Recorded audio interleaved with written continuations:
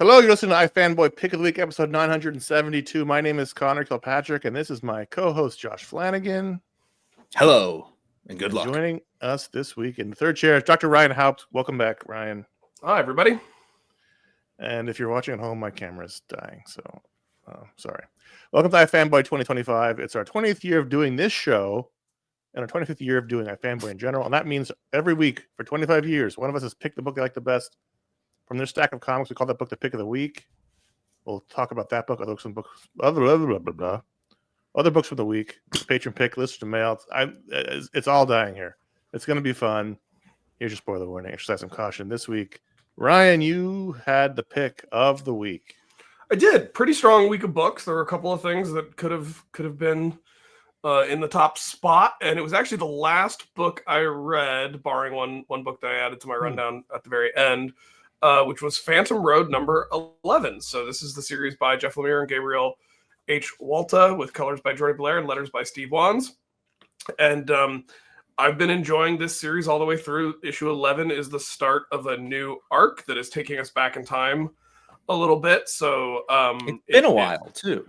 Yeah, it's been a long time. Yeah, it's been a while. So I did go back and read a couple of previous issues just to make sure I was up to speed. Well done. On this one, thanks. That's funny because when I saw it on the list, I went, "Oh shit!" And then I tried to remember how long it'd been. It'd been too long to remember. And then I thought, well, we'll see. And then what they did was they basically made it not make a difference, which was great. Yep. Yes. So we're basically going back a generation into the late 90s with these two FBI agents who are investigating the same series of murders that the modern day FBI agent is also investigating. And we kind of know who both these characters are a little bit in the context of the main story, but now we're getting some of the backstory and history. But do we? These two men. Exactly. Would you like to guess? Would you guys like to guess when Phantom Road number 10 came out?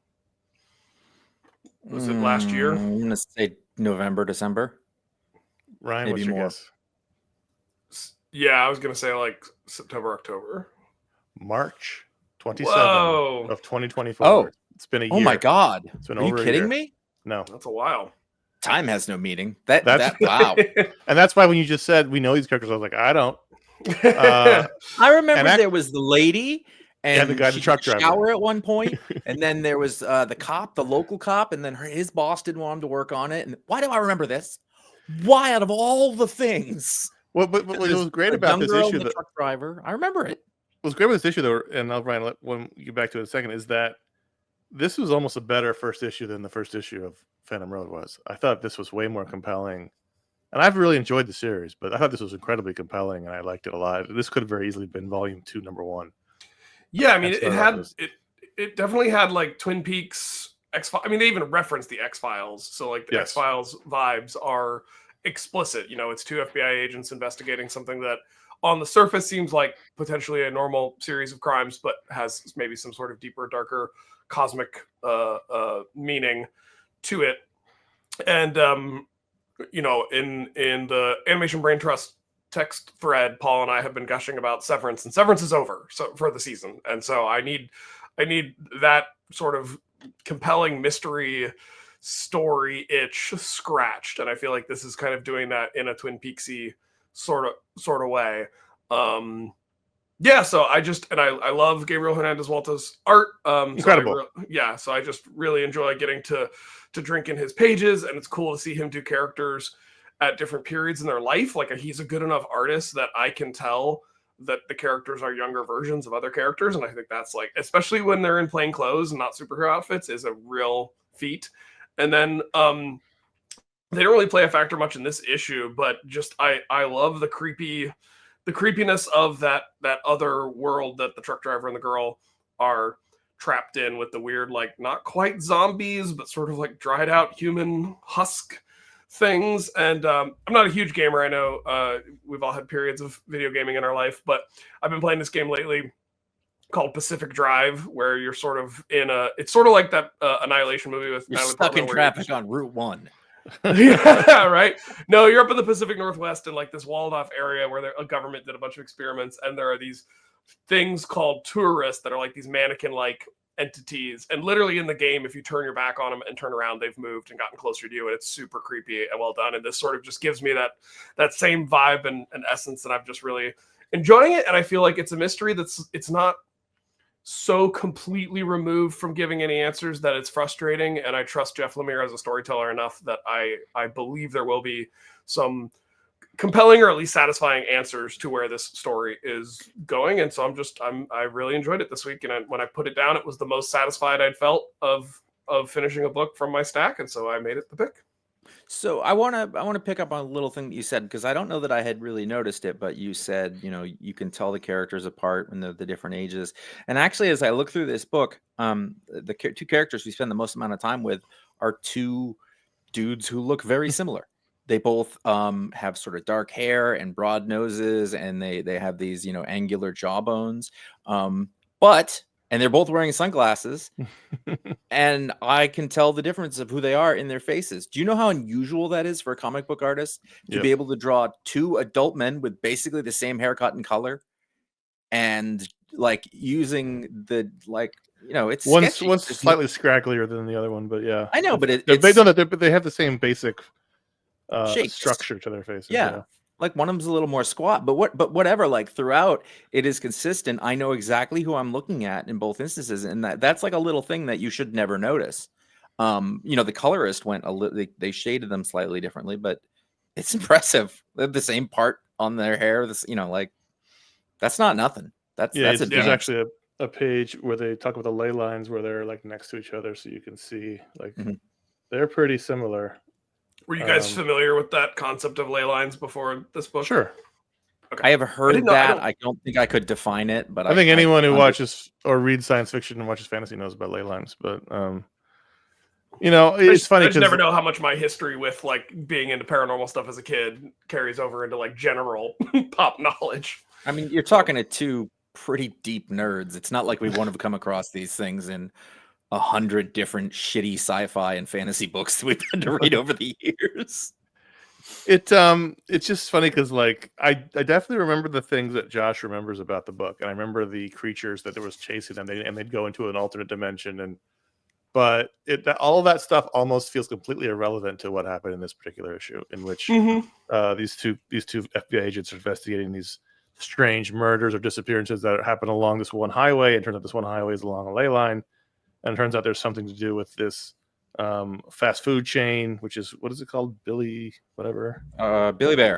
Billy Bears, and they're all dotted along the highway of this particular highway, and it's like it's compelling, and you're right, Ryan, and they do mention it, but it's very much like an X-Files episode where there's these like Hiroshima-esque shadows on the ground where the people were, and it doesn't even feel like it's related to what we've seen already in the book. But then again, I'm not entirely confident. It's just coming at it from a different angle. So it means that there was somebody else going at it. And so when we get back to present, these people are going to be introduced to that story, and they'll know something that the other characters don't know. And maybe we will, or whatever. You know, what's interesting is that to me, the most stressful thing in this book is that you've got this dad and he's trying to spend time at home, and he gets a job assignment that is going to take him away from everything that he loves and his responsibilities, but this is also exactly the thing he's interested in. And I was like, there is an enormous amount of conflict there that will not resolve. There's no way. There's drama right away.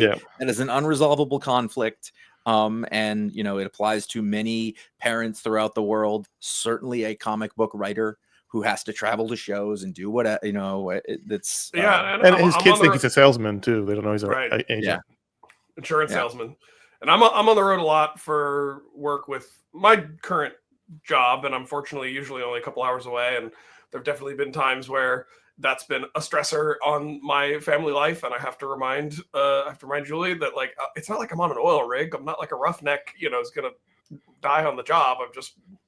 But even still, that I feel it when they have those conversations where he calls home talks to his daughter, and I was even thinking about when I was reading that scene of like, man, even in the 90s, how much tougher it would be to only have the wired telephones and not have things like cell phones and FaceTime. Which I use all the time when I'm out on the road. So yeah, you had to schedule time. And then if you missed it, you missed it. Yep. This is terrific. I mean, honestly, this is a great place to jump on the book. If you haven't ever read Phantom Road and you're like, oh shit, there's been 10 issues. It doesn't really matter in terms of reading this particular issue. Yes, but I'm sure it'll tie in later. But if you want to check it out, what it's like, I was going to say, what right, the vibe of the book is. If you want to try it and you read this issue and you like it, go get that trade and read it. You're going to absolutely, yeah. But this is a great sort of jumping on point to what this book is like, and it's a great. What does an issue cost these days? $50-$60? This is $85.99. So, that's fair. It's tariffs. This is what the post-tariff price is. Oh, it changed. Let's move on. Now it's 100. Let's move on to DC versus Vampires World War V number 8 from DC Comics. I think this might be my favorite series that's coming out from DC right now. I'm really enjoying this. We're going to need you to expand on that. You put it on the list. Okay. Really enjoying this. I think the thing that I wasn't expecting from this, first of all, Otto Schmidt, I mean, the guy is just crushing it. I feel like he is able to put a distinct spin on every character so that they're like, everyone's got a slightly different body shape. He does like lanky, non-muscular characters really well. I think his Supergirl is particularly compelling in terms of like, she looks identifiably like Supergirl, but has like a different figure than, and she's not in this issue, so maybe that's a bad example, but she has like a slightly different figure than I've ever seen an artist draw Supergirl. So I'm just, she's in the issue. The heroes show up at the end. Yeah. Like I thought, like it's all the robot heroes that Cyborg's been working on that show. Oh, you're right. It's not her. It's they say Soups, but it's Cyborg Superman. That's right. Right. I actually was a little offended that he was like, you don't call him Soups. He hasn't earned that title. But like, her and Mary very much. If he hadn't, he'd lost it. He's in debt. Yeah, he's got Cyborg with a big fro and beard, and like it's just the characters all look slightly different than they look in the normal Cyborg design was fantastic. I was like, how come no one's ever done that? Like, he let his hair grow out, and like, so the sort of human part of him looks more human and natural. Yeah, he looks cool in comparison to the robot part. But also he looks, I mean, it's that same thing that they do with Reed Richards every once in a while, where he hasn't like groomed because he's been working on a project for a while. He's like, he's a little less well kempt than usual, which was cool to see, sort of in that survival mode. It's still sad though that we've completely lost the cyborg part. He's just a robot. Like, he used to have like human body parts, and now it's just like we only see his face and everything else is robot-y. But that's fine, whatever. I don't care.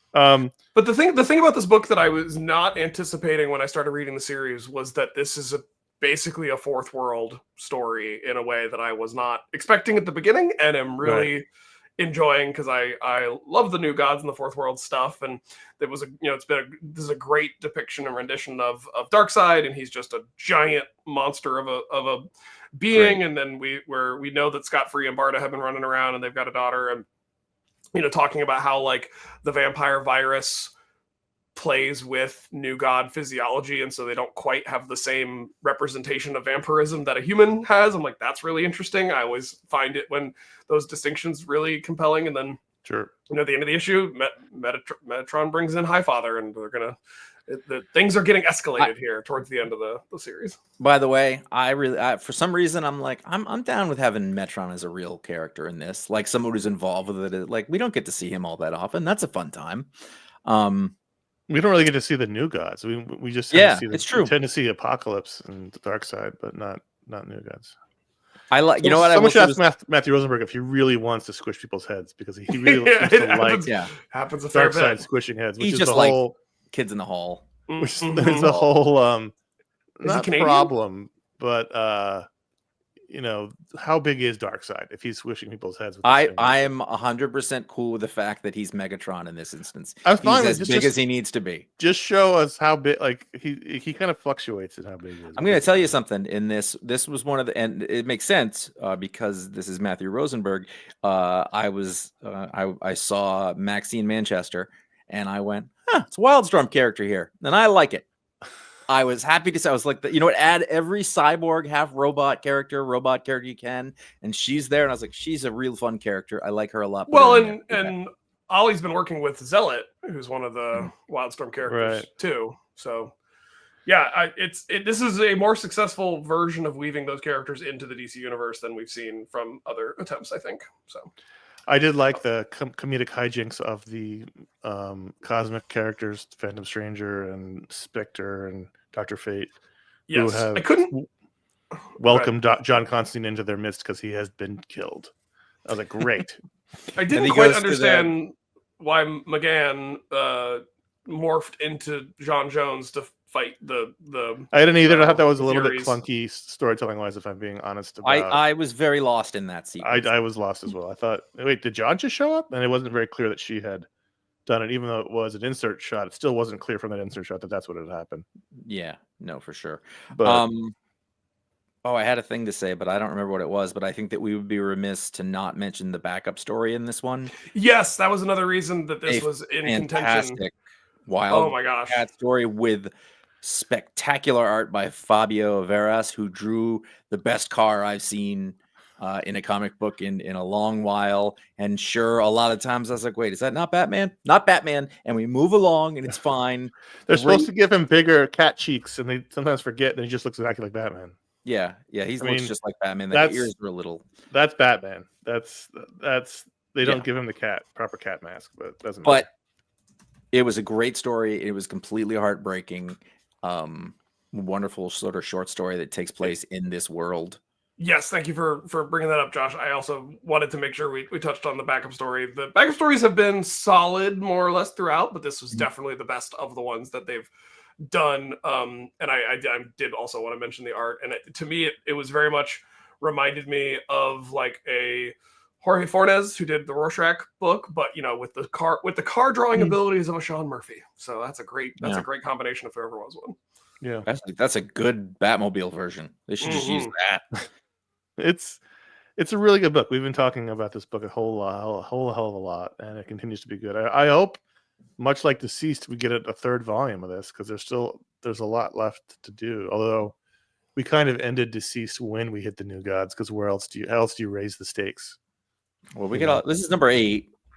This is only the second miniseries, though. We had 3. Yeah. We had 3 Deceased miniseries. I was just trying to figure out how much time we had before they finished this story. So if this could be 10, could be 12.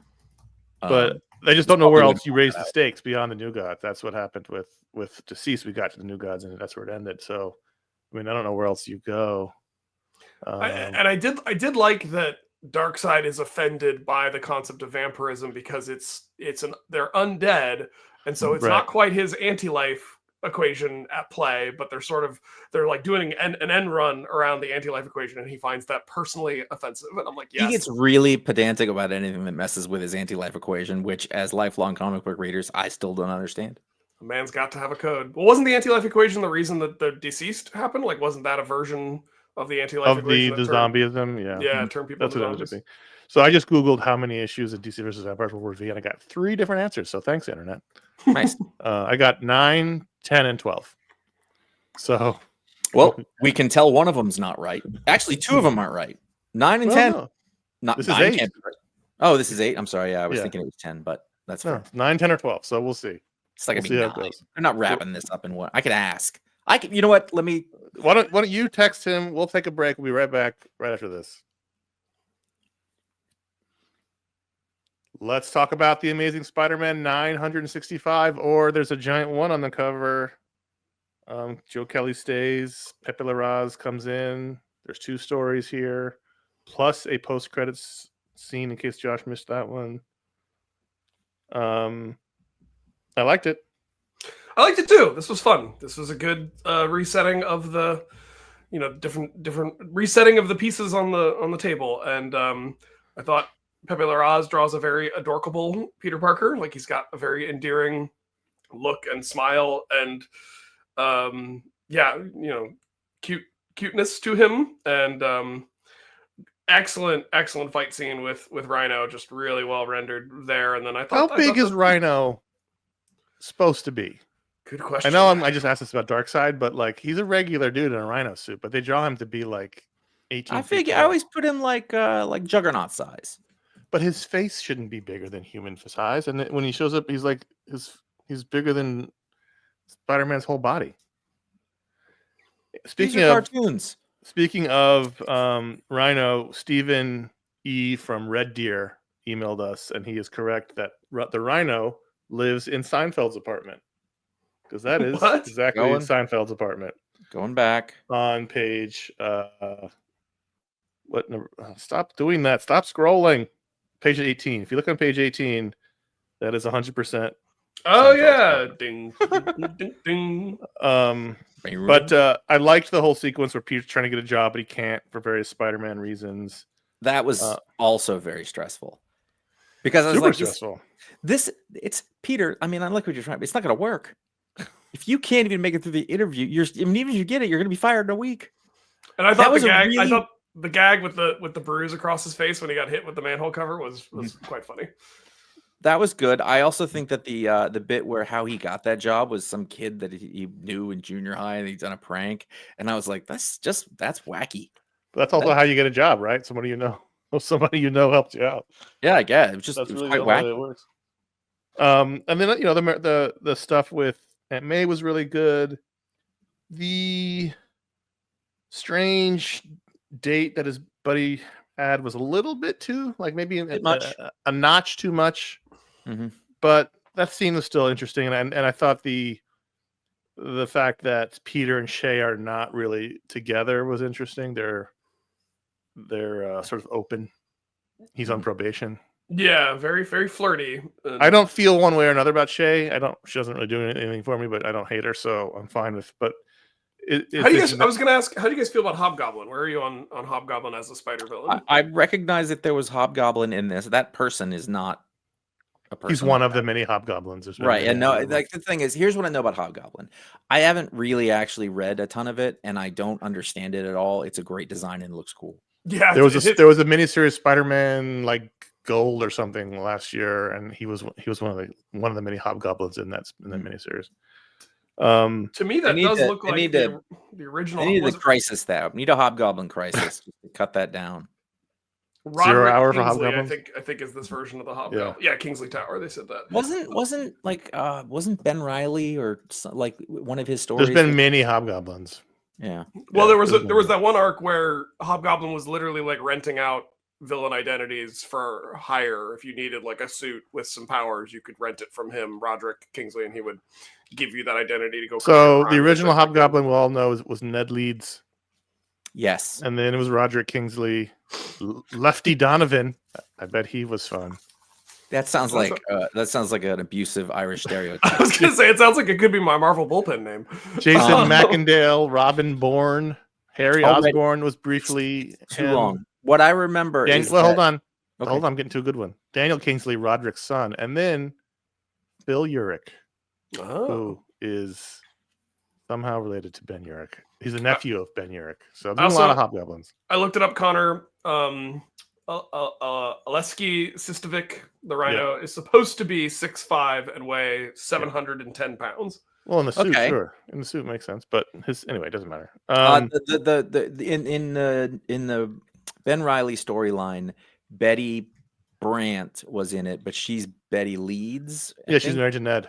So that's how the Hobgoblin was attached to that story. I don't remember exactly what it was, but she was in that. That was all about in that Gold miniseries, whatever it was called. He was trying not to relapse or something. He was trying to be good. Yeah. I give some credit here to Pepe Larraz. He does a lot of different styles in there that go together, but like the scenes at the beginning in the job interviews are sort of very cartoony, and then by the time you get to whoever the Hobgoblin guy is, it looks like it's very well shaded and but it looks like Steve Epting or something. Like it's a completely different person. And then finally that shot where he's like where he smashes the truck on the Rhino. Great, that was a great sequence. That is a that 3-page panel is, especially that second panel, is wonderful. And I was like, you can't just smash people's trucks, but it's fine. He really liked he asked the guy, do you have any emotional attachment to the truck? It wouldn't have made a difference though. It's just a Yeah, and Pepe Larraz also did a really good job of making it, the heft of the characters, and like Spider-Man can manage flinging a truck, but it's taxing even for him. Yeah, and I liked that. That was that in this one where he's like, "Hey, this is a lot heavier than it looks," or was that a different one? Yeah, no, it's in this one. Yeah, it was on this because people are taking selfies. It's funny because Joe Kelly he's like older than us, and so he's dipping into like some pop culture-y things, and I'm like, careful, old man. There was something that read wrong to me. I can't remember what it was. But there was something in this issue where someone used some bit of slang, and I was like, no, that's wrong. It just even if it wasn't wrong though, I was like, don't use it. I don't. Yeah. Because slang changes so quickly these days that it just dates it, but. It was just something I knew was like that's not exactly correct, but I can't find it. It was pretty mid, fam. Don't do that. Don't do that. All right. I can't find it. It's not important. And then the backup story from Ramita and team was all about Norman in a press conference where he tries to make amends but gets attacked, and he's gonna have a hard go of it. Here's my only comment on that is like, all right, let's make a decision on Norman and get over it for a little while, because this has been dangling in the background for years now, and I need to take a break. I need a Norman break. Yeah, it's a lot of Norman, and it's always like we're just floating in this middle area, and it's not going one way or the other, and you think it is, and then it's not, and it's just like you should get off the pot. It's starting to get tired, and like especially because we've just moved on to like a new era of this thing, so let it be. Come back to it later. And especially if the villain you're introducing in this arc is Hobgoblin, like we've got plenty of Goblin. We're good. Like point. There should be a moratorium, only one Goblin per storyline. I bet the Green Goblin fights with the Hobgoblin again at some point, and he's mad about being copied. It's just a guess. I mean, sure, we've seen it 47 times, but I bet it happens again. And so then the post-credit sequence is that in Arizona, a bunch of scientists are killed when one of the buttes opens up. A butte, Clark. And what appears to be Ares from Wonder Woman steps out, and so that's isn't Ares? It's not, but that's exactly what the character looks like. Isn't Ares in Marvel too? Sure, I mean that's just a Greek god, right? Right. This is Hercules because he's one of the Hercules character. It just says the Hell Gate is open, and it's Ares wouldn't be. That would be. We're talking about who's the Greek god of the underworld? Hades. Pluto. Hades. Yeah, Hades? Pluto's Roman. Yep. Yeah, I don't know. Whatever. I did not know that was there, but I just went and looked at it, and as I read through it, I went, "It doesn't make a difference to me." But it just was a teaser for whoever this person is. Sure. Big surprise this week that Marcos Martin drew Absolute Batman number 7. Yeah, what a treat. We had Gabriel Hernandez-Walta, the artist, on the Pick of the Week drawing. It fill in earlier this year. It was Pick of the Week itself. This was a fill in, I guess, as Nick Dragotta catches up. But this was all about Mr. Freeze, and it was beautiful. Although there was a serious issue in the middle art wise, which I'll get to in a minute. But also Matches Malone, a real person. I don't think we've never had that before, right, Connor? I don't think so. He's a twitchy little skinny son of a bitch, isn't he? Yeah, I don't see how Bruce would ever be able to impersonate him, but I don't know if I was expecting or sunglasses. Expecting and or needed the shot of him dying from the bacteria, which really freaked me out. Yeah, that was pretty gross. It was very sort of indie comic, not so much DC. I was like, oh, gross. It was absolute is what it was. Thoughts on this issue?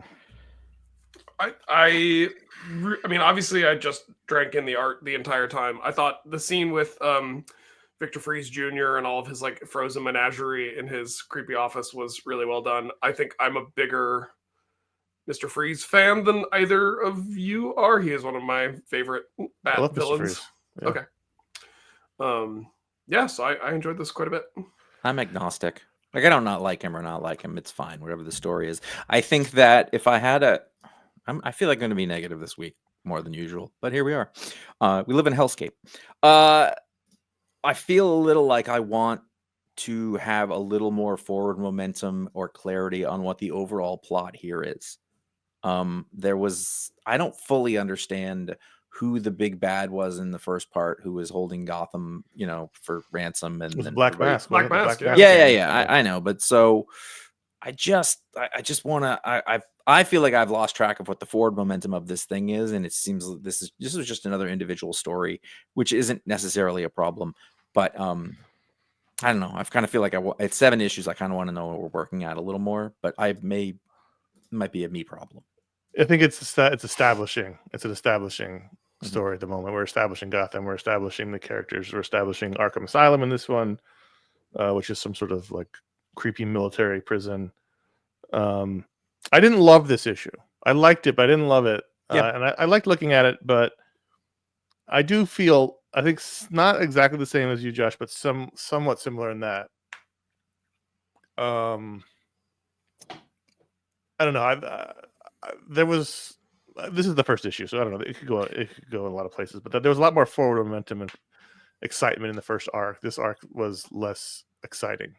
Well, yeah. So allow me to say it like this. Maybe I don't feel like I have the thing that I'm grabbing onto that each issue I can say, okay, this is what we're working towards. I don't have that.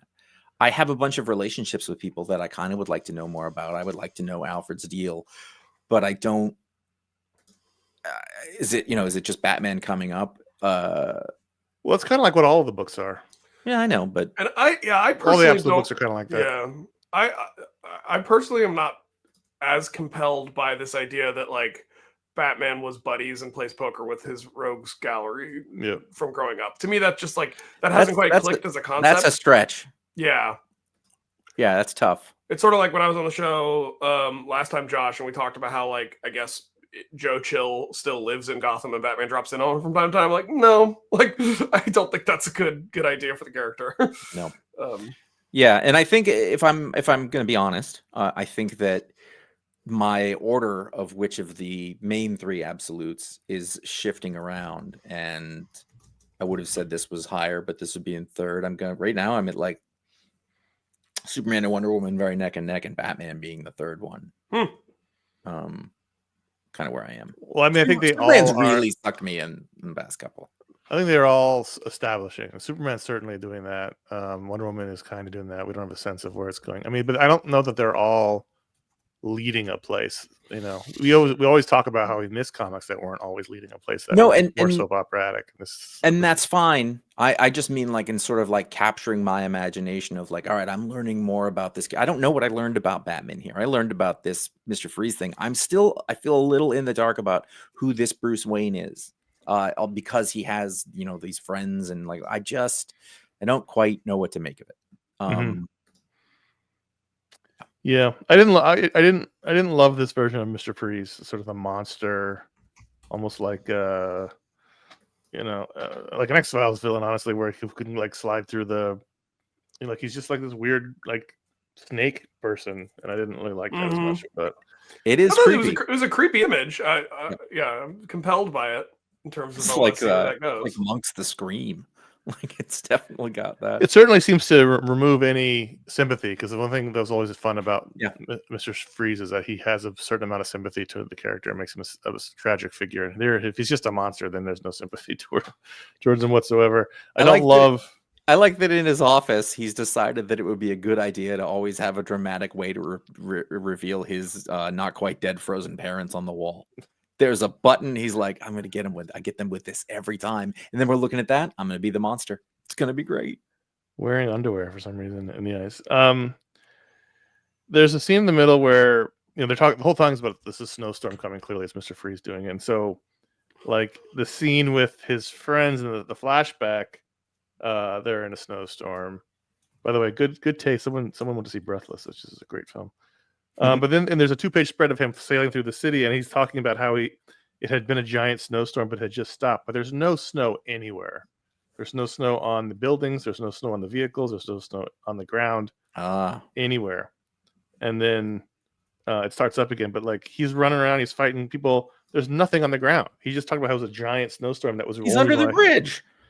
The only reason why he was out about it all because he could hide the snow, but there was no snow anywhere, which I thought was a very bizarre thing. But I did like looking at it. It was an okay issue. I didn't love it as much as the other ones, but we'll see. Well, it was there was that kind of snow where it snowed, but the ground was too warm and it didn't stick. Maybe that's certainly possible because he's making it snow when it shouldn't. So it's like August, but people have just given up now and trying to make sense. Like, I don't know, it fucking snows in August now. What what am I gonna do? that's I'm gonna worry about that too. Well, we'll worry about that. We'll be back with more comics right after this. Let's talk about the second silent issue from Image Comics, G.I. Joe, Real American Hero, Jinx, #1 from Dan Waters and Danny. Danny was a co-writer and artist on the book with Brad Simpson on colors. I found the art wonderful. I thought the story, the idea this whole issue took place in 20 seconds to be ridiculous.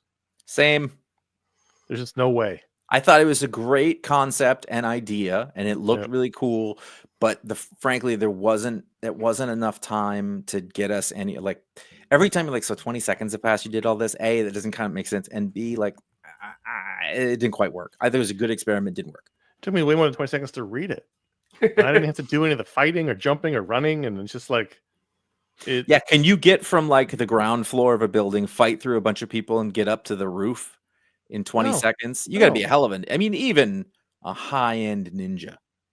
I mean, that little bit where you walk around and you surprise a Crimson Guard, like, that's 5 seconds. That's 5 seconds.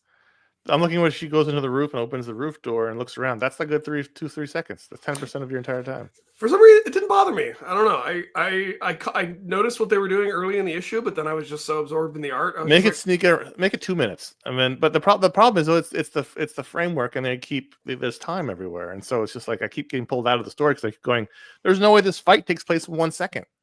Like, there's a whole sword fight. That's a 1 second sword fight. Like, it didn't work in that sense, but. I don't know who Danny is, but Danny's awesome. Yeah, amazing art. She's from California. All right, Red Hot Chili Peppers. Well, I don't know, but this is. I mean, I still like the experiment. I thought the it looked great, and it was a weird thing. They could have just very easily fixed it by making the time a little longer, more realistic. But super fun, and the coloring was really great from Brad Simpson because it's all very red heavy with Jinx and the Crimson Guard and everybody. Good stuff. The Great British Bump Off Killer Bee Quilt #1 from Dark Horse. This is a sequel to that Great British Bake Off store comic from a couple of years ago or last year. That was Bump Off also, but this has a different title. Yeah, right. The Great British, the show that was a great. They can't name this comic book after the television program. Correct. I thought this was way better than that first one, which I liked, but I didn't love. But I thought this was way better. I really liked this. Same character? Is the blonde girl? Okay, same character. Yeah, it's virtually unrelated to that other. So you could, totally. if you had not read that, and you were like, I hadn't read the previous one, and I read this, not realizing it was a continuation of a previous. It's not a continuation. It's just the same woman who was a contestant on a Great British Bake Off type TV show where a murder happens, and she's got to solve it. It was completely unrealistic for television production, and that was completely distracting for Josh and I. Both worked in TV, but I thought it was very silly. I'm fine. I was fine. I liked it, but it wasn't. This was much. I thought this was much more compelling. I thought the characters were interesting. Here, she's basically taking her uncle's canal boat through England. For years, my mom really, really wanted to go on a canal boat vacation through Europe. I would love to go on a canal boat every year. We just never did it. There is an amazing episode of the show Peep Show where they get a canal boat, and it has one of the most disgusting things that has ever happened in the history of television in it. If you've ever watched it, you should check it out. I want to point out that I really liked this, but as you guys have learned many times, normal life things stress me out more than anything. So when she wrecks the boat, I was like, oh, that's a problem. And then she gets a job. I was like, that's not going to help you. With the way they showed the boat scraping along the wall of the canal with all the pound signs, like showing how much money was getting damaged, I was like, that's brilliant. Because that was my next. Totally that's the best panel I saw this week. I've never seen that in a comic book, and they're floating away on the panel after that. I just thought that was such brilliant cartooning. I mean that was worthy of praise for the whole thing because of that. No, you absolutely picked up on it. And she meets a cute guy, helps her get a job with his mom at her quilting store, and there's some sort of something happens because somebody blows up the car of the woman who owns it. Like, so there's a mystery that she'll have to solve. But great cartooning, terrific. Max Sarin is a terrific cartoonist, and it's produced and colored exactly the way it should be with that style. Yeah, it's great. This is it almost has like a Disney animation style about it. Very charming. What was that book I read last year that I loved? That's very similar, or if not the same. I can't remember. But the 4 girls in college, and it doesn't matter. Anyway, this was great. I thought this was charming as hell, and looking forward to reading more. The other menu was fine. I liked it. It was so ridiculous it just took me out of it. But this plays with the, there's a lot of fantasy. There's a lot of like, her imagination is quite intense. So we see things, when she's freaking out about the cost of the boat, she becomes a puddle in the ground and things like that. So that's all fine. It all works for that book. Yep. That motherfucker's making bank. The boat repair. The boat repair? It sounded like he was going to do a lot of work. I'm just saying. $360 a feet. 4,000 pounds. It's exactly the same thing that we just found out happened to the Titanic. It's true. It's actually absolutely true. It's absolutely true. Hey, you know that this thing that we do here is a listener-supported endeavor or a viewer-supported endeavor, and there's lots of ways to help support the show. And I'm saying, do you like this? Do you like this? Well, do you have rocks in your head? I think you can put 2 and 2 together here. Patreon.com/iFanboy is the main way that folks support the show. You can directly support the show, become part of a great community over on Discord and Facebook. It's a way of life over there. You can get a Patron Power live on the show. You can join the monthly Patron Hangout at $10 or higher. You will get an ad-free version of this show that you are listening to right now or watching. Although if you're watching, you are also listening, so it counts. That'll be a day early on Saturday. Crazy. Look at the benefits don't stop. Plus, you get access to the iFanboy after show on Sundays, where we talk about all of the books that didn't make this show's rundown in an increasingly more controlled time frame. Oh, that's a note for later. We've really settled into like 15 to 20 minutes. This is not that is untenable. In case anyone is wondering, it's a substantial amount of show. That's not a promise. I just want you to know that we've settled into that. There's a discount if you sign up for a full year, and you can help cut the show down by 5 minutes.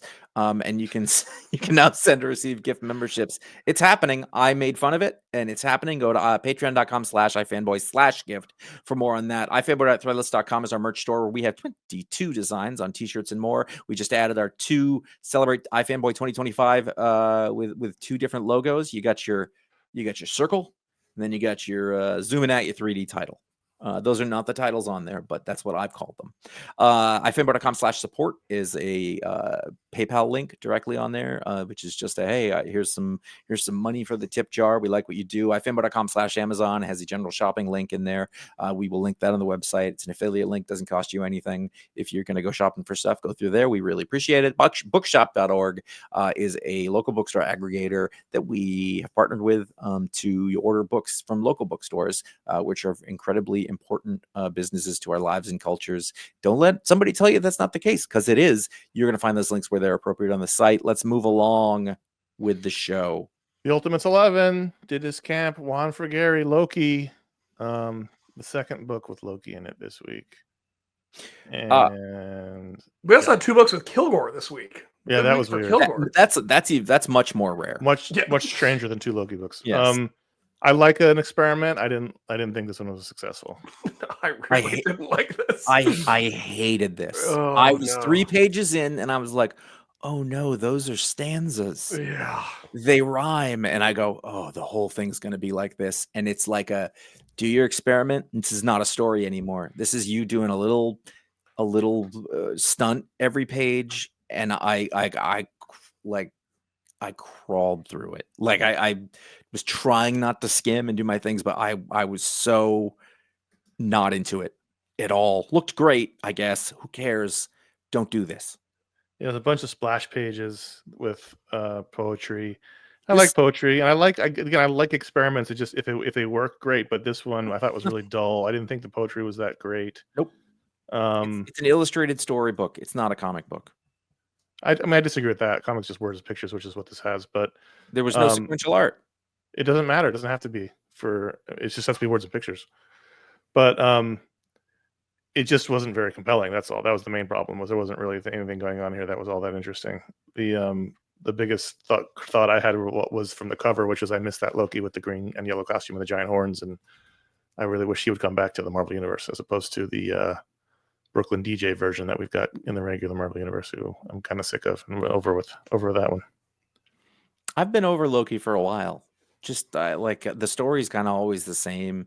They never let the character sit long enough, to same thing. So bring back the bombastic villain on the cover here, who is not in this book.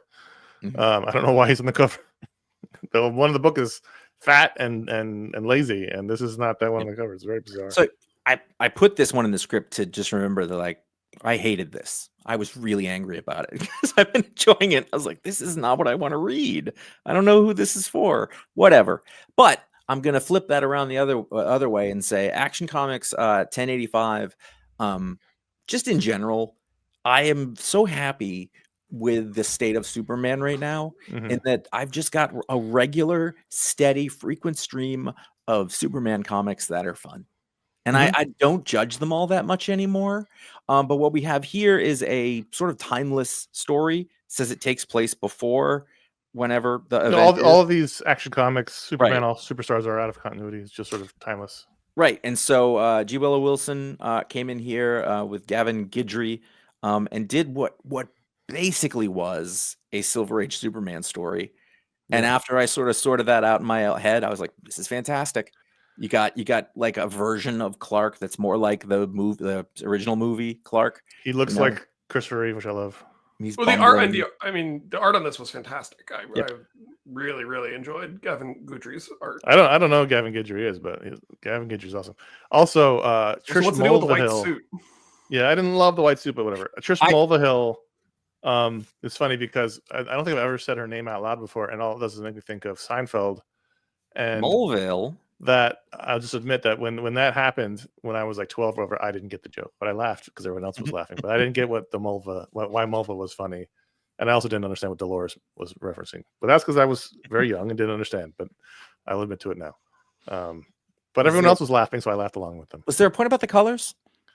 I just thought her name sounded like Mulva, which reminded me of Seinfeld. I see. Oh, I thought they were gonna get to. This whole book was great. I agree with everything you said. I thought the story was funny. It was almost like Superman in the newest season of True Detective, where he goes to the Arctic and there's a problem, and Kilgore is the problem. And it reminded. I mean, and you're right about the Chris Reeves thing. It reminded me of that Superman 1970 whatever it was. Yeah. Well, because if I was saying, okay, if this is like current, then like Lois knows him. Why is she treating him like this? And I was like, I don't care. Yeah. I don't care. Do it this way. It's the same thing with like I said, I was like, oh, this is a Silver Age book. And then he shows up in the white suit because he's in the Arctic. I was like, that's fantastic. That's what they would have done. In this, do it. I thought G. Willow Wilson's voice for Clark was really strong. He was funny. I thought it was really nice when he came back after saving the researcher from the polar bears, and they're like, Clark, you just missed Superman, like classic. Like Clark, where'd you go? Right when Superman showed up, it's happening to me a lot. I literally thought, and like genuinely, not like ironically, I was like, aren't they going to notice he's gone? And then they came back, and I went, right, that's the whole thing. I think I had that same thought, but these have been great. I hope people are reading it. Yeah, it's a great time to read Superman comics, and it has been for a while, and it's like a blessing. Like I really appreciate it because for so long this was not the case. So those are the books we wanted to talk about, but at patreon.com/iFanboy, every patron of the show gets a vote to add a book to the rundown this week. The overwhelming favorite by a margin of like 3x over the number 2 book was Vatican City #1 from Dark Horse Comics, written by Mark Miller, art, colors, and letters by Perberg. Or possibly Perberg. I believe Josh is more correct on that from that front. I like Perberg. It's like it's Perberg. The most exciting thing about this comic is Titanic Perberg. You got one from Manhattan, one from Brooklyn. There's a Huck sequel coming out. That was the most exciting part of this comic. I saw that. So Mark Miller's following the Brian Bendis trail over to Dark Horse. He of course was at Image for he was at what was Marvel's imprint? I've already forgotten the name. Icon. Oh my god. He was at Icon, then he was at Image, then he sold everything to Netflix. Netflix owns this book as well. They own his body, life, and soul for the rest of his life. And now he's at Dark Horse. This is his first book at Dark Horse. I think The log line, the high level pitch for this, because every book he does can boil down to that, is that vampires have broken out all over the world, and the only people who are safe are those who are trapped in the Vatican, because it is a holy ground. And that's what the high level pitch of this is. Also, double vampire. It's a real vampire weekend over here. I'm very conflicted, because I think that Herberg is a really talented artist. I don't think she is at the same level as Mark's normal collaborators. And Mark is someone who works with, like Rick Remender, like Tom King, sort of the cream of the crop. Yeah. And I was very surprised to see that this wasn't the case. And I don't know if it was the coloring, which Herberg also did, which kind of felt at times like MS Paint. But I was very surprised. And I think maybe the art would work in a different showcase much better. But I was a little shocked, to be honest with you, a little taken back, because he's still doing like Huck. The Huck sequel's got Raphael Albuquerque, but for whatever reason, this one didn't match up to his other collaborators. I looked it up because I was curious. Apparently, it is true that to be in the Swiss Guard, who defends the Vatican and the Pope. Yep. It's also, you do have to be at least 5 feet, 8.5 inches, or 4 meters. They also apparently only take Swiss Catholic males aged 19 to 30. And the main character in this mentions that his mom just turned 70, which means at the very least she had to have him when she was like 40. Well, he says at some point she had him late. I think he does. It's also weird that the Pope is a commander-in-chief of an armed forces. Have you read any history books? Fair enough. Josh, I assume you did not like this. I didn't really like this that much. All right. You guys know that I am fairly well versed on how to talk about comic books and what I like and don't like about them. Yeah. I liked some of this. Yeah. And I didn't like some of this. And I am unable to pinpoint what or explain why that is. Well, what's interesting is that we've had this Italian invasion, right? Every comic on this rundown's got someone from Italy working on it. And this book takes place in Italy. There's a lot of great Italian artists. And I was just like, why didn't we get one of those guys? I mean, I think on the one hand, you have a very familiar thing. Like, it's literally been happening in the DC books for months. And so that is my version of this. And I'm like, oh, this is the same basic idea. And the Marvel books, it just happened too. That was the other thing. So the world is a vampire. I mean, his ideas are always good. We went through periods where we really liked his stuff. It was like 15 years ago, and it was when he was doing Huck, and he was doing Star-Lord, and he was doing all those other books, Jupiter's Legacy. They were all coming out, and they were all terrific. They really were. I would never take it away from him. Well, the thing he does is he doesn't waste any time. That's a Mark Miller. Yes, you're right. And like you're like within a couple of pages, you're in it. Like there's not a setup, there's not whatever. Boom, vampires have taken over. You know what you need to. Here's their tactics.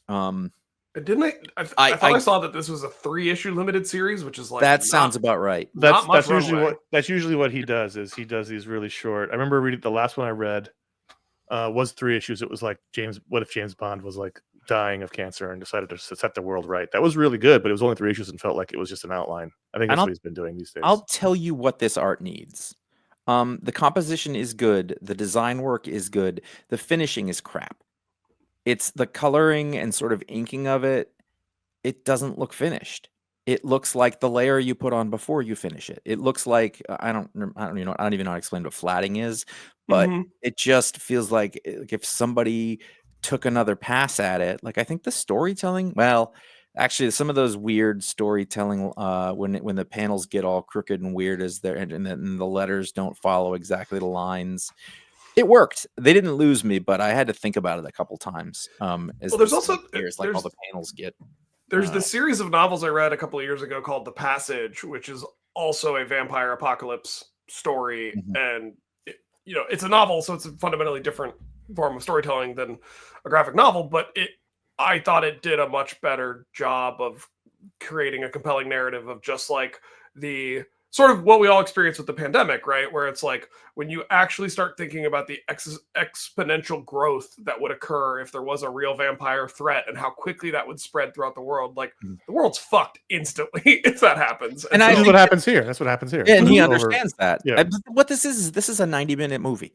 Yeah, which is what all these things are. They're pitches for movies. Which is fine. That's what he does. Look, he's doing a book with Matteo Scalera. He's still got these guys, but it's not here. Maybe he lost a bet here. It's not that bad. I think it just didn't work. But it doesn't I've seen worse, but it wasn't the quality level that he normally does. But there are panels in here, and I was like, that is not ready for prime time. There's a lot to like about it. I absolutely mean this. I just don't like how it was finished. Yeah, yeah, it's weird. He just goes through phases. He goes through some where he's incredibly imaginative and interesting, and the book's great. Sometimes it just kind of feels like he's throwing off another one. And I don't mean to insult him at all. I think he's one of the great writers of the last 20 years in terms of all the stuff he's done. We were just praising Old Man Logan last week, which was his book, but his stuff has been more hit and miss in the last 2 years. I've had this story. I just read in both of the big two, and now it's this, which is basically the same thing, and I'm vampired out. You know what we've lost is the sexy vampire. Where'd the sexy vampire go? Vampires were sexy. That was the whole point, right? There was that dark allure of Dracula, and then we went all the way to Twilight, where it became all about sexy vampires, and that may have killed it. That may have actually. I think True Blood really did a lot of that. We had sexy vampires then too, but I think Twilight killed the whole sexy vampire thing. Thanks, Obama. It's just been monster vampires ever since. Where's the ones that are dark that I kind of want them to bite me because that might be hot. I think that Alexander Skarsgård kind of were well, we can't do sexy anymore for a while. He was too sexy. We've been doing this show for less than an hour, and all the ice in my drink is melted, and the water's kind of warm. That's how hot. Because we're talking about Alexander Skarsgård. I'm telling you, that show was chock full of beautiful women, and he's the only part I remember. That show, I really enjoyed the show. Anyway, let's rate Vatican City #1 ratings on Vatican City. #1 from Mark Miller and Perberg. It is hard. It's hard. Out of 5, I'm giving it 3. I'm gonna piggyback on you there. I'm gonna say 3. I think I'm closer to a 2.5. That's fine. Do your heart says. I'm well, we'll get into this in a second. I'm curious about the final page reveal. I have a feeling I know what part of sort of Judeo-Christian lore Mark Miller is going to mine to make this story happen and have it, why it's taking place in the Vatican. I think it's going to be like a Lilith thing, who Adam's first wife in Genesis, who's been deleted from most versions of the Bible, but is also sometimes said to be the origin of vampires. The vampire queen is buried underneath the Vatican. Right, but I think it's going to be Lilith. I think it's going to be Adam's first wife from the book of Genesis before Eve was created. She gets kicked out of the garden because of sexy reasons. All right. Well, so the next question is: are you sticking with it? That's not the next question. That's the okay. The next question is: were you going to read this otherwise? And it was on my list.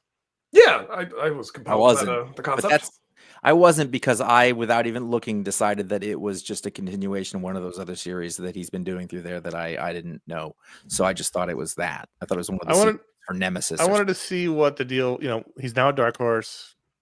His first book. Let's see what it's like. That's why it was on my list to read anyway. If I'd known it was a new series, I would have put it on there, but I didn't until I had to read it. And then usually the number one's a giveaway for me. No, because they're constantly doing miniseries that are like continuations of the characters from Nemesis or one of them. Fair enough. Yeah, Magic Order. That's what they've all been. And so I just stopped paying attention. Sticking with it? Probably not. I mean, if we're talking about 3. It's 3 issues. Like I want to tell you no. My instinct, you asked me, is to say no, but I can see a very realistic scenario where I'm like, well, it's 3. I read a third of it already. If it continues to come out on the weeks I'm on the show, probably yes. Just because I tend to try to read as broad a swath of books as possible the weeks I'm on the show, just to make sure that I'm capturing, a good sampling for whatever I end up making the pick. So. Your schedule's too erratic, I think, for that, but we'll see. We'll see. All right. So there you go. Patreon.com/iFanboy. That's the patrons voted for Vatican City. You can be a patron. You can vote. That's not the right button.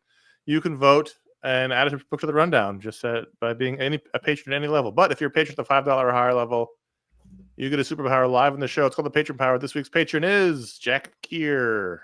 Called me erratic, Josh. Jack Kear's power. No, Connor did. I did. I said your schedule's erratic, not you. That's not. You don't make the schedule, so therefore, how is it He's correct about your schedule. Fair enough. It's not your fault. It's because you got to cover things. You took a random train to Florida from Florida. Brought a car back. You see what I'm saying? Like, we can't even get to the story. Yeah. Right? It was good. It was a good time. Okay. Jack Kear has a pouch, much like a marsupial. He's got a pouch on his belly. He can store things in it. He does have a nipple inside the pouch, like marsupials have, so he can provide milk to young if needed. But he can also just use it for general storage. He's got a pouch. Is he always lactating? Mm-mm. Well, I mean, marsupials always are. So if he truly takes on the marsupial lifestyle, because marsupials have this weird. You made him a human marsupial hybrid, is what you're saying. Wait, I have a question because he's no longer a placental mammal. His belly button has been, rather than having an umbilical cord and placenta, it has been. Can he stretch the belly button out to the pouch and sort of snap it back like a elastic? Yeah, it's got some elasticity to it. I didn't know about this nipple thing. Makes sense when you say it. I just never heard of it. Wait, so is that male and females both do that? No, male marsupials so male have females both have pouches? Only female marsupials have pouches. Male marsupials have a 3-pronged penis. It's kind of strange. And then what does that have to do with the pouch? Why are you telling me this? Because it's all about their reproductive strategy. They have this system where female marsupials are continuously pregnant. Have three vulvas? Kind of. They've got sort of 2 to the side and then one central one. So the sperm goes up the side ones and then the joeys come down the central one. What? So it's like a water slide. The lady marsupials have a big pouch, right? Right. But the men don't have. So it's sort of like the opposite of male and female genes. Or seahorses. Denim. Yeah. No, denim. They don't have. I understand. You've made Jack a female marsupial. No, he has the pouch of a female marsupial. You said he had the nipple. Yeah. He still has his typical basically gave him marsupial genitals of the opposite. Well, we don't know what Jack is. I don't mean what. We don't know Jack's deal. Jack could be. Every time it's disturbing. Yeah. I don't. Really, Jack. giving somebody a nipple that they didn't have. It's inside a pouch. It's not visible. That doesn't make it less. For the joey in there. How else is the joey going to get? Is he birthing a joey? No. Are you picturing Matt LeBlanc? Where's the joey coming from? Does Matt LeBlanc live in his? Maybe little Matt LeBlanc. Maybe he works. Matt LeBlanc in his pouch. He's like, if he's at a zoo, maybe he works in conservation and can help take care of the. He just pops up and says, "How you doing?" You also said you said general storage, so let's not. Yeah, when there's not a joey in there. Is it like general storage at my house where I put something in a corner and then forget about it for years? I would think it would be more of a way to if you needed to have a hands-free minute, put your iPad down, but not. Is it moist in there? That's. I don't want to get into that part. That's gonna screw. That's good. If nothing's gonna mess up the screen, you can't keep a microfiber in there to clean it off because then it's gonna smear. I mean, I think if you had to live with this as a part of your daily life, you'd probably have some sort of pouch or not pouch, but some sort of liner you could put in it. Oh my god, that's funny. I think it should be a rotating cast of celebrity joeys that's in his pouch. I really like this idea. Joey Lauren Adams is in there sometimes. They did this on TV shows in the 70s. Joey McIntyre, Joey Fatone, a lot of boy band Joeys, Joey Lawrence. They just sort of pop up. How you doing? Joey Kramer and the other Joe from Aerosmith. They're two Joes. What about Joe from Facts of Life? There you go. Jack Kear, you're now a very strange marsupial. Yeah. If we all had pouches. Since I mentioned Severance earlier, praise Kear. All right. Thanks for being a patron, Jack. Patreon.com/iFanboy. I'm so sorry. Thank you for doing that. If you want to get your power live in the show, you can join too and get the $5 or higher level. We have to do this email because Ryan's here. It's perfect for him. Their emailer comes from Adam from Orlando, Florida. Let me make this a little bigger.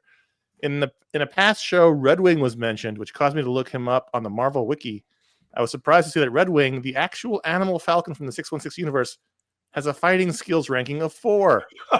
Here are some other characters whose fighting skills rank is also 4.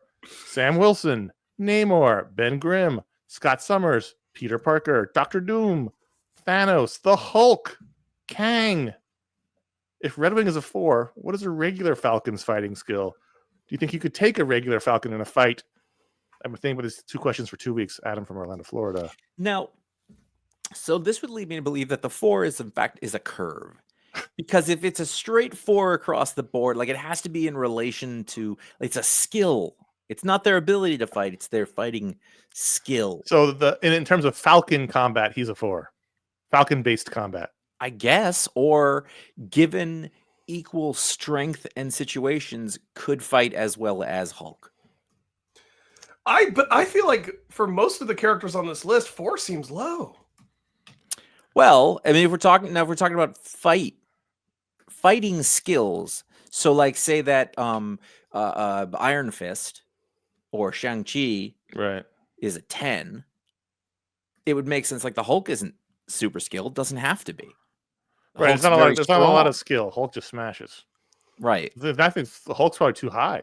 Because some athletes get by with having more natural skill, and others have natural ability and talent, and some have more developed skills. Which that I feel is like true for Peter Parker. Like I distinctly remember there was a scene where like Peter Parker notices that Captain America still regularly trains at his fighting abilities, and Peter's just kind of like, I just have reflexes. Like, but then that leads to the question: Is Peter a 4 in terms of spider fighting skills, which means he should be about 5? This is all very strange. Yeah, I refuse to believe that Namor, yes, or Kang, or Kang's a 5. Doom would also know more, and Sam Wilson's a trained soldier, I believe. Sam Wilson's a trained soldier. Scott Summers has been training in the Danger Room since he was a teenager. Like, I find it interesting that he listed the heroes by their real names and then the villains by their character names. I think that's really interesting. I think that what we've just learned is that the Marvel Wiki doesn't really make any sense, and there's no rules. So what if Redwing is a 4? What's a regular Falcon's number? Well, I see Redwing. Falcons are probably pretty good at what they do. Some of it's fighting, like they. Right. I mean, I don't believe they've ever specified what species of Falcon Redwing is. I always get confused because when I hear Redwing and think bird of prey, I think red-tailed hawk, because that's like. I was unaware there were different falcons. I mean, like it makes sense that there are, but I didn't. I just falcon to falcon. Do you know something about different types of falcons? Yeah. I mean, the whole family of Falconidae. The peregrine falcon is the fastest. Is the animal falling. Capable of by falling, but still like, getting up to like 180 miles per hour ain't nothing. I mean, I could probably fall pretty fast. There's terminal velocity. What is terminal velocity versus peregrine falcon? Depends on where you are in the atmosphere. It changes with air resistance. So what's a regular Falcon's fighting skill? Like a 2? I think a 2 is reasonable. I think Redwing is usually drawn to be fairly large for a falcon, so I would assume there may be like a gyrfalcon, which is the largest species of falcon, and I mean that's like a how big does that get?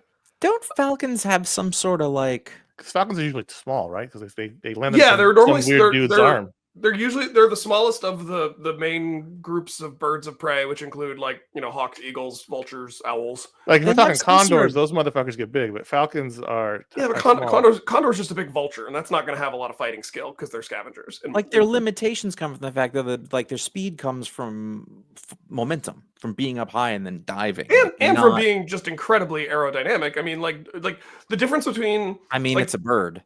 I know, but the big difference between like the way hawk flight is built versus falcon flight is like hawks are like built to like be able to weave in between trees and stuff. Their like maneuverability is really high and their speed is lower. Whereas that's going to give you a 5. Falcons just have like pure speed, like which is why Redwing's a 4, Josh, not a 5. The hawk is a 5. I think it's too high. Honestly, he's the falcon. If I'm him, I'd be looking at a hawk given the situation he's got. So I mean, so in a lot of birds, or an ostrich. God damn it! An ostrich would do a lot of damage in a super villain sort of situation. An ostrich would do a lot of damage.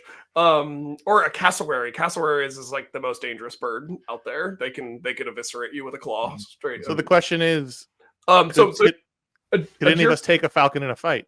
Well, so assuming Redwing's male, which male falcons tend to be it's not Redwing, it's a falcon. Falcons. Okay, well then just like a regular, like a 5-pound, 2-foot tall gyrfalcon coming at you at speed. I think it if they're but if fighting I send a 5-pound thing at you at speed from anywhere, it would hurt you. with talons, I could drop a bowling ball. No, on no, you no. I from think the floor, what it would Ryan kill is you. saying is what we're all thinking is we're all toast.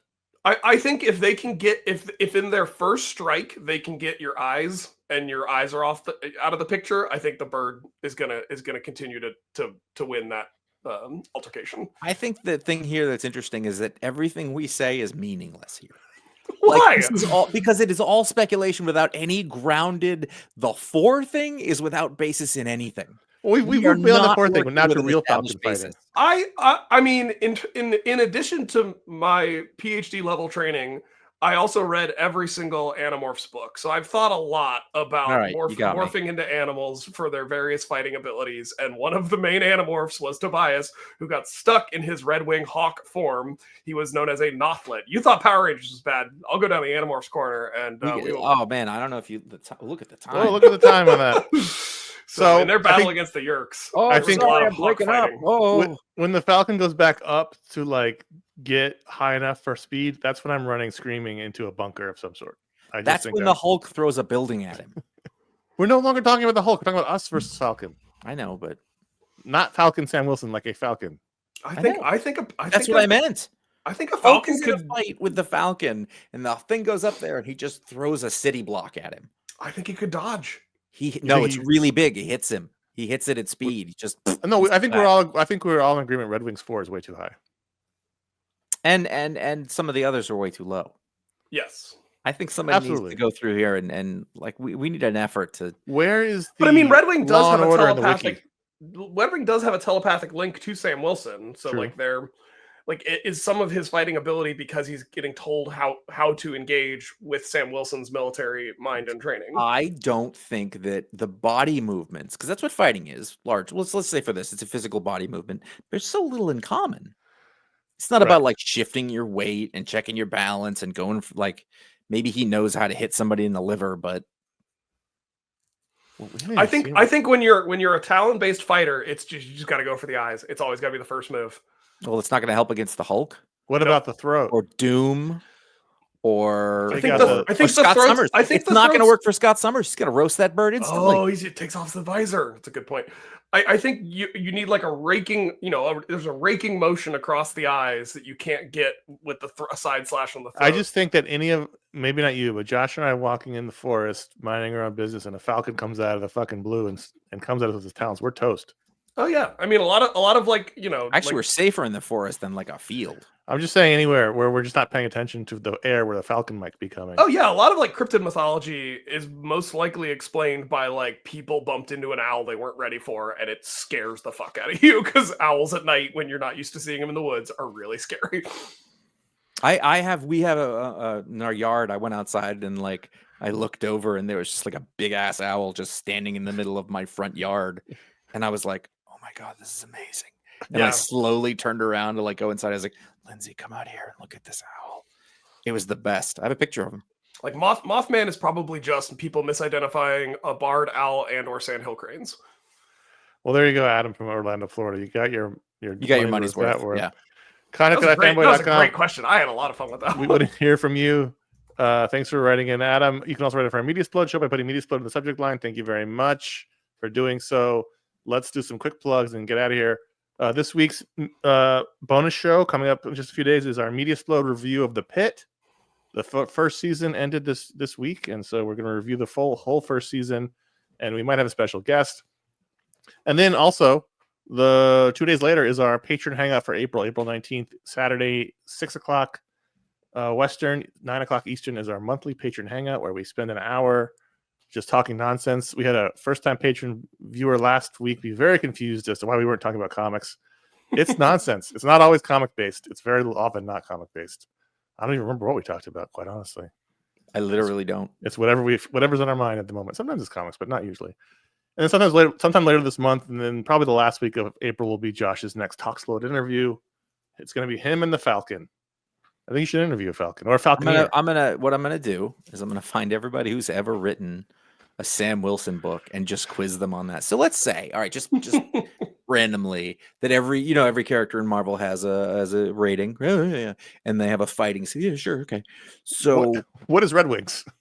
Does the editor talk to you about this? Would you say Redwing is a better or worse fighter than Namor? There is a species of falcon called a red-footed falcon. Maybe that's what Redwing. Next month, we mentioned this last week. Last week was next month. Our Booksplode review will be Judge Dredd: A Better World, which we said last month was last week was an OGN. It is not an OGN. It's a collection. It collects Progs 2364 to 2372. So it's a trade paperback, not an OGN. Apologies. And then right now, you can find the link on our show notes. Josh appeared on Movie of the Year 1996 Fargo, talking about the Coen Brothers classic. God, that movie's so good. It's so good. It's perfect. No fat in that movie whatsoever. None. So there you go. Those are other shows you can check out. Just want some pancakes. It's a red-necked falcon. It's probably the kind of falcon I'd have. Total fucking silence. See how you like it. You're up, Josh. I haven't looked at the script in some time, so let me see where I was here. You can find our library of a whole lot of shows, audio, video, and whatnot at ifanboy.com. 4 digits, easily 4 digits, or wherever you get podcasts. They are available. You can never miss a show. You just never miss a show by find out what the pick of the week is before the show comes out by following us at these social media locations: iFanboy Comics on Instagram and Threads, at ifanboy.com on Blue Sky, and Connor and I and Ryan are individually on Instagram as CS Kilpatrick, J.A. Flanagan, and Ryan Haupt. You can work those out how you need to. I'm undergoing an audit of all the shows for the 1000th episode. You just scared me. I'm making a list of all the books we reviewed, and I'm seeing some discrepancies, and that the book that we thought was the 10,000th book will probably end up not being the 10,000th book, but that's fine. It doesn't matter. It's all for fun.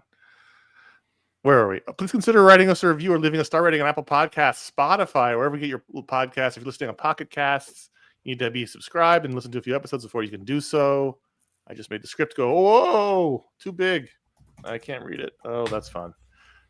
Subscribe to youtube.com/ifanboy where you can watch this video version of the show.